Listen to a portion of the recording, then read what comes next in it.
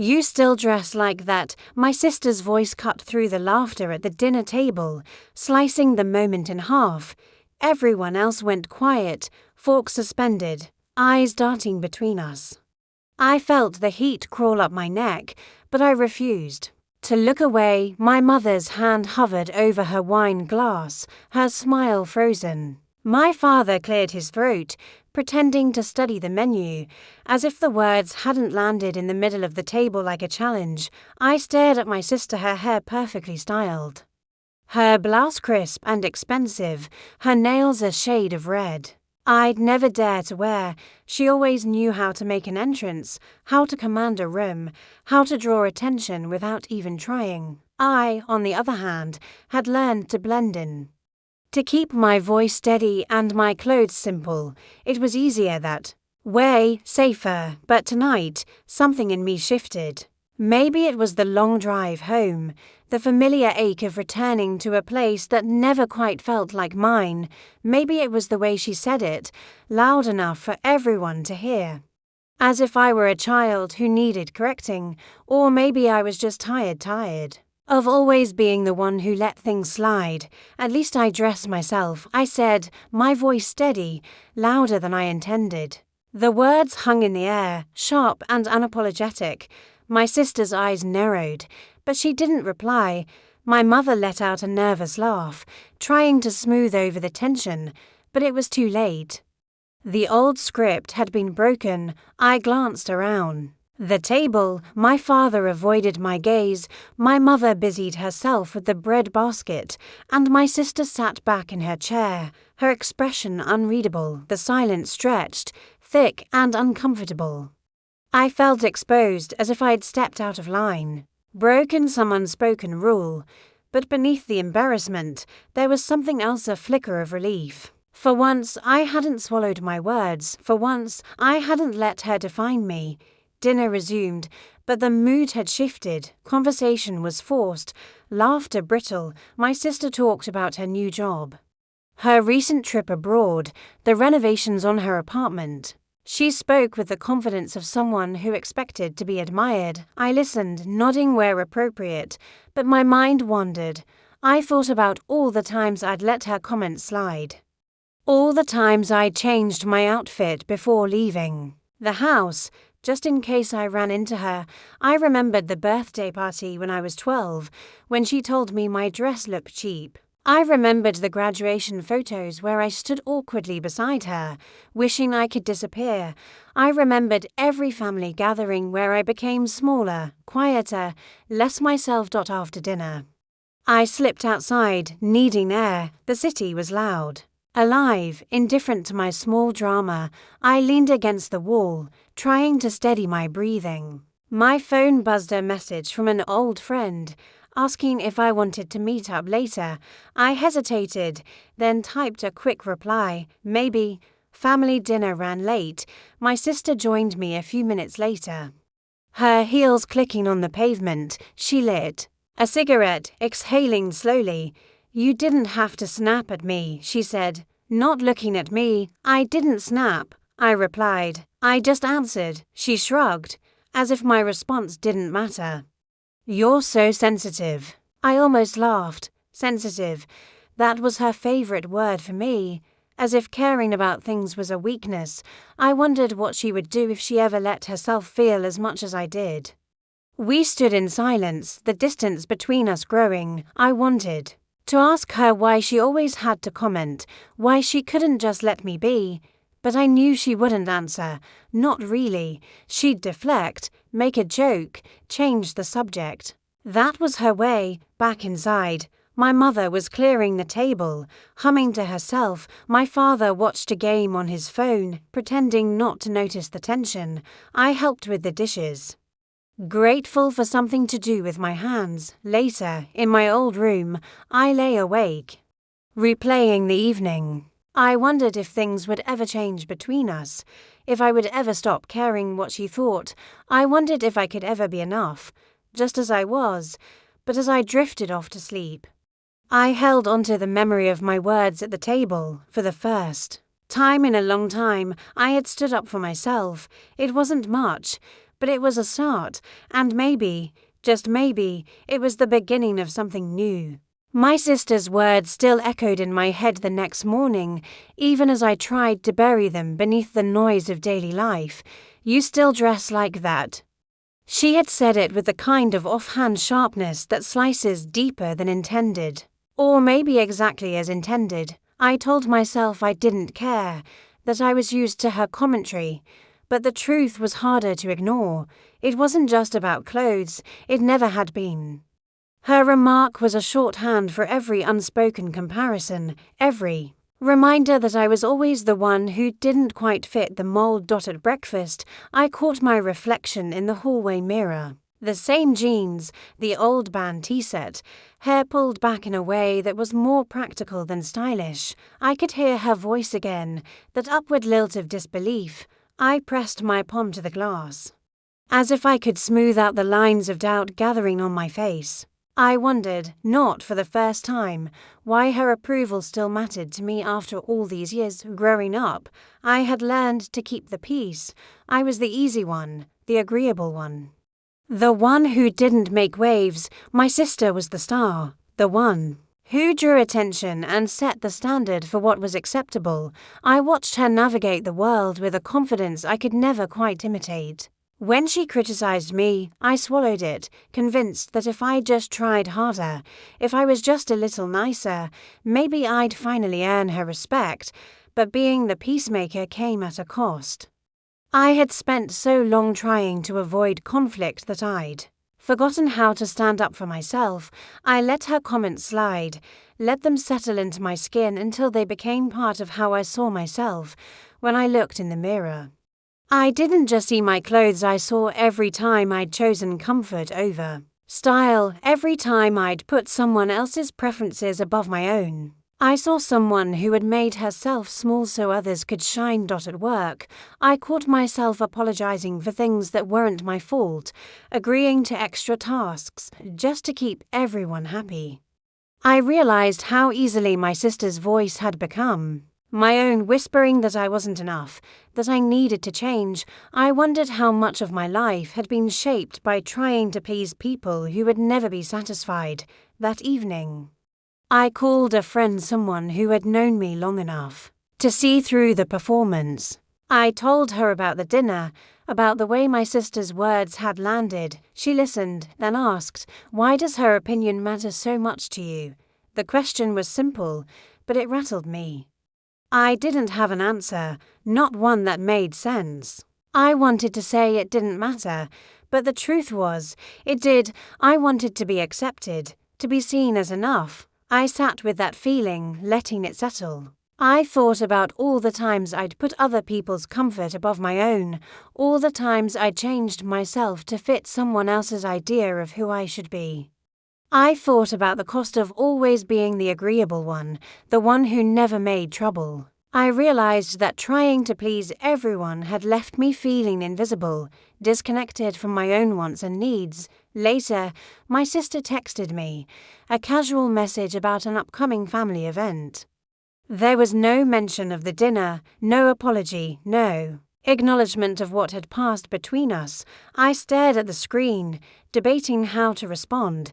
For once, I didn't feel the urge to smooth things over, to pretend nothing had happened. I typed out a reply, short and to the point, and put my phone down. For the first time in a long while, I felt a flicker of something unfamiliar. Maybe it was resolve, or maybe just exhaustion. Either way, I knew I couldn't keep living for someone else's approval. I had to start asking myself what I wanted, who I wanted to be, even if it meant disappointing the people I cared about. That night, I lay in bed and replayed the dinner in my mind. I remembered the way I'd answered her, the way I'd stood my ground, even if just for a moment. At least I dressed myself. It wasn't much, but it was a start. I realized that if I wanted things to change, I had to change the way I showed up, not just with her, but with everyone. I had to stop apologizing for who I was. As I drifted off to sleep, I made a quiet promise to myself. I would try to be honest. Even if it was uncomfortable, I would try to be kind to myself, even when others weren't. And maybe, just maybe, I would learn to see myself as enough, no matter what anyone else thought. The days after the dinner felt like walking through a house where every door was slightly ajar, every room holding a memory I'd tried to forget. My sister's comment had stirred up more than just embarrassment. It had cracked open years of unspoken tension and made every interaction feel loaded. I went about my routine, but the echo of her words lingered, a low hum beneath everything I did. At work, I found myself distracted. Replaying the dinner conversation in my mind, I wondered if my colleagues noticed how I hesitated before speaking up in meetings, how I second-guessed my ideas before sharing them. I'd always prided myself on being reliable, on getting things done without making a fuss. But now I questioned how much of that was genuine and how much was just habit, another way of avoiding conflict, of keeping myself small. My phone buzzed with a message from my mother. "Your sister wants to know if you'll help with Dad's birthday next week." I stared at the screen, feeling the familiar tug of obligation.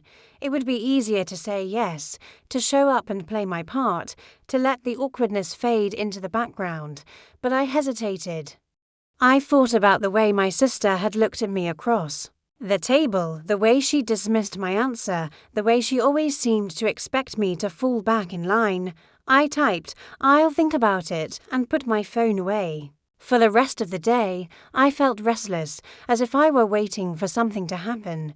That evening, I called my friend again. She listened as I vented, her voice steady and reassuring. "You don't owe anyone your silence," she said. "You get to decide what's right for you." Her words stayed with me. I realized how rarely I'd allowed myself to consider what I wanted, separate from what was expected.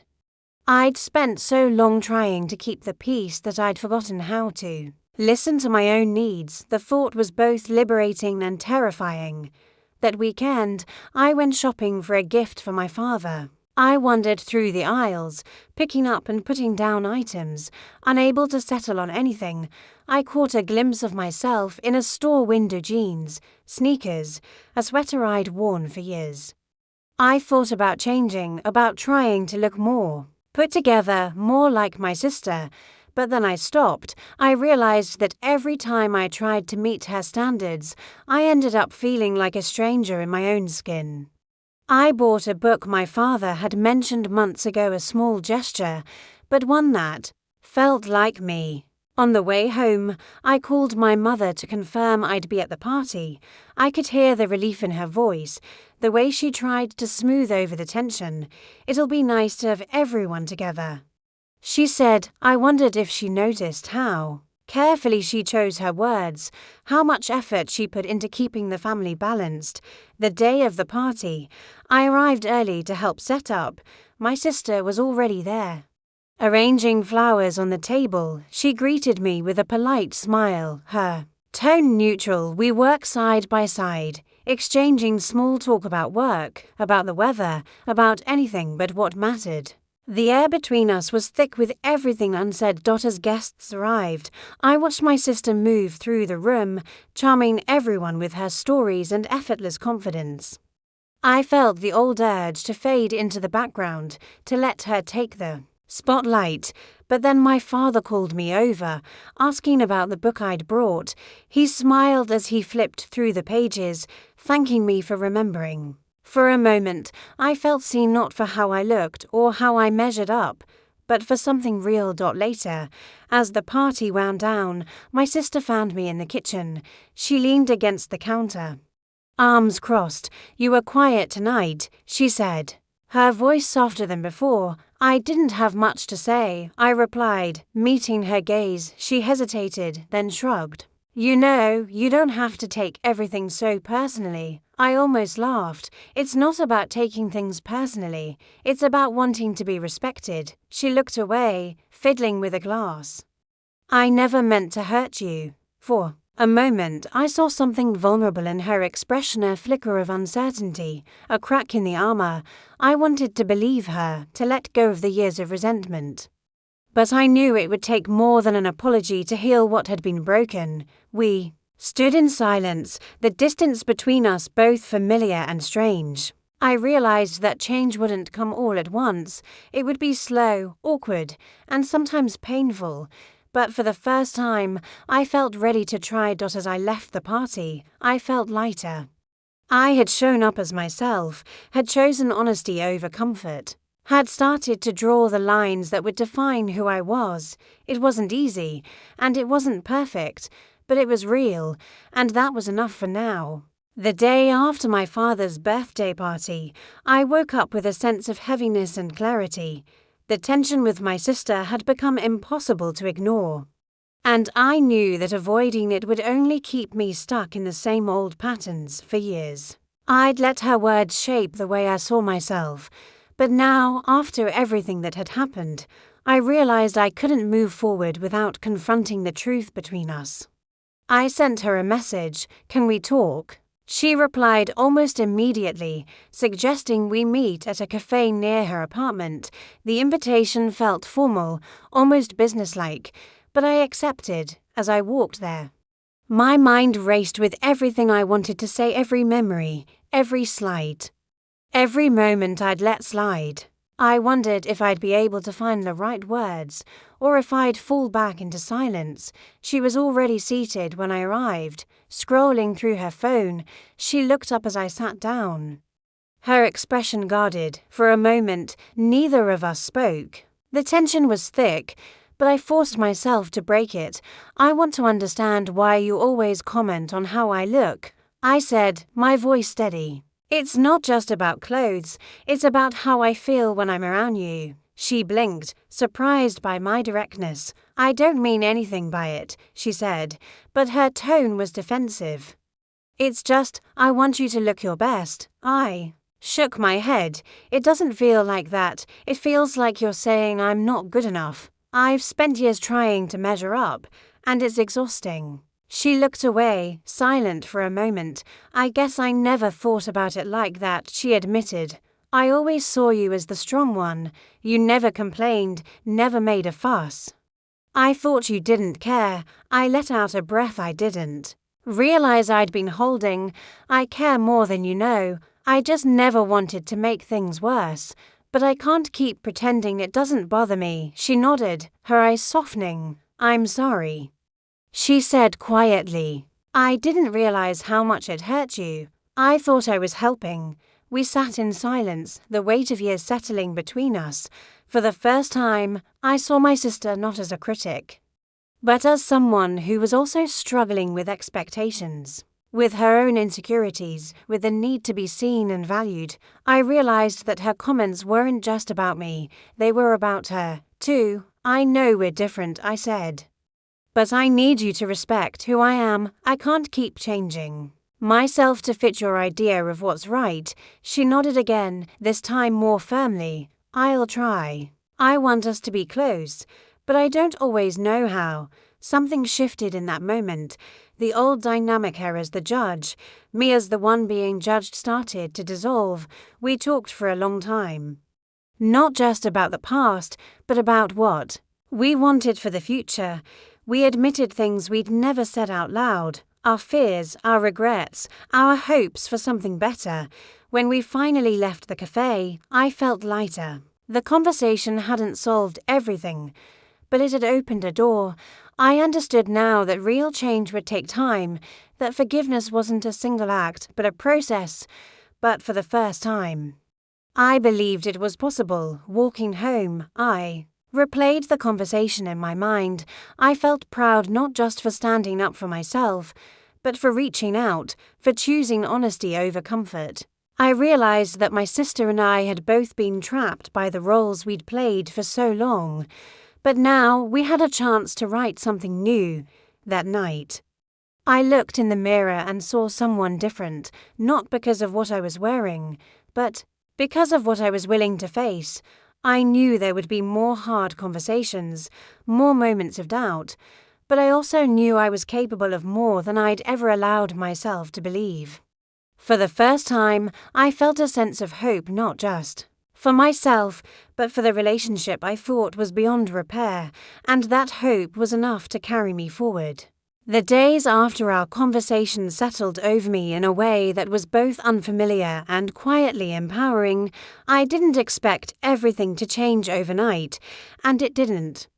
My sister and I still had our differences, but the air between us felt less charged, as if we'd finally acknowledged the truth instead of circling around it. I found myself thinking less about her approval and more about what I actually wanted from my life, my choices, and my relationships. Family gatherings no longer felt like a test I was destined to fail when I walked into my parents' house for Sunday lunch. I wore what I liked without second-guessing every detail. My sister glanced at me, her eyes lingering for a moment, but she didn't say anything. Instead, she asked about my work, about the book I'd been reading, about things that had nothing to do with appearances. The conversation was tentative, but it was real.